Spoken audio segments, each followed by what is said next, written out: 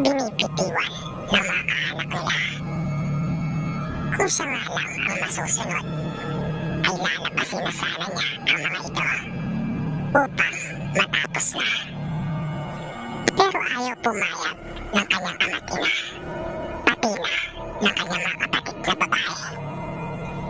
Ang masaklap, gumamit ng ibang paraan ang mga ito, na makalipas lamang ang halos 2 buwan, ay biglaan na lang nagkasakit ang kanilang ama na si Mang Ernie. Napapasigaw pa ito sa sobrang sakit tuwing sasapit ang 6:00 ng gabi, at gayon din tuwing maghahating gabi. Nang kanila itong ipatingin sa manggagamot, ay nalaman nilang kinukulam na pala ang kanilang ama. Matinding sakit ang nararamdaman nito sa kanyang sikmura, na kalaunan ay nalaman nilang nilagyan na pala ito ng kung ano-anong bagay na nakuha naman ng manggagamot. Inaabot din ng ilang buwan bago tuluyang gumaling ang tatay nila na si Mang Ernie. Pero hindi pa rin tumigil ang kanyang kapatid. Matindi ang galit nito sa kanya, dahil hindi na raw nirespeto ang pagiging mas panganay niya at sinusuway siya, na pinangangatwiranan naman ni Mang Ernie. Nasusunod naman umano siya kung tama ang gustong mangyari ng kuya niya at ipinapagawa. Pero kapag mali, ay hindi umano siya susunod dito. Minsan, nang magpunta ang mga magulang ni Lolo Berting sa kanilang lolo at lola na nasa ibang bayan, ay naiwan sila ng kanyang 3 kapatid na babae. Gabi na ng mga oras na iyon, at pare-pareho na silang mga nakahiga, nang bigla na lang kumahol ang kanilang alagang aso.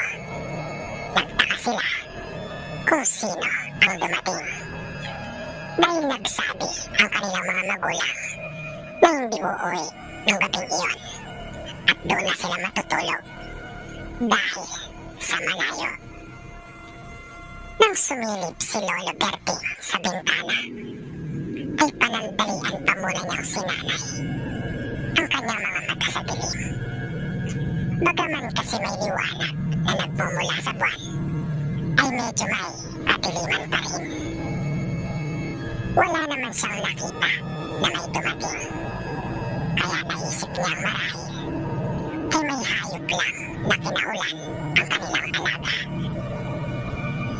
Pero nang babalik na siya sa kanyang higaan, ay mas naging agresibo pa yung kanilang aso. Kung kaya napasilip siyang muli, at nagimbal siya sa kanyang nasaksiyan.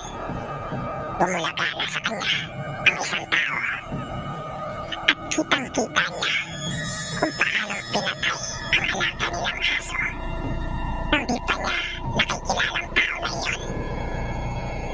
Mabilis niyang pinuntahan ang mga kapatid na babae sa kabilang silid, at sinabing maging alerto sila pagkat mayroong nasa labas, at hindi maganda ang pakay nito. Kumuha si Berting ng itak, nabakas na kagad ang takot sa mukha ng kanyang mga nakababatang kapatid. Maya-maya pa, ay narinig na nila yung mga tinig na tila pa humahangos. Humihingal ang mga ito, na parang hindi mo mawari kung malayo ang kanilang mga pinanggalingan, o tila ba nag-aapura at sabik na sabik. At tuluyan na nga silang binalot ng matinding takot nang marinig nilang umungal ang isa sa mga ito. At makarinig din sila ng mga tunog na kakaiba. Mga may hinang tunog lamang iyon na paulit-ulit, pero nakakapagpadagdag ng takot sa kanila, dahil alam nilang iyon ay huni ng aswang, dahil na rin Sa mga kwento, naririnig nila mula sa kanilang ama na si Mang Erning. Ilang sandali pa ay kinakalampag na ng mga ito yung kanilang dingding, maging ng harapan ng kanilang pinto.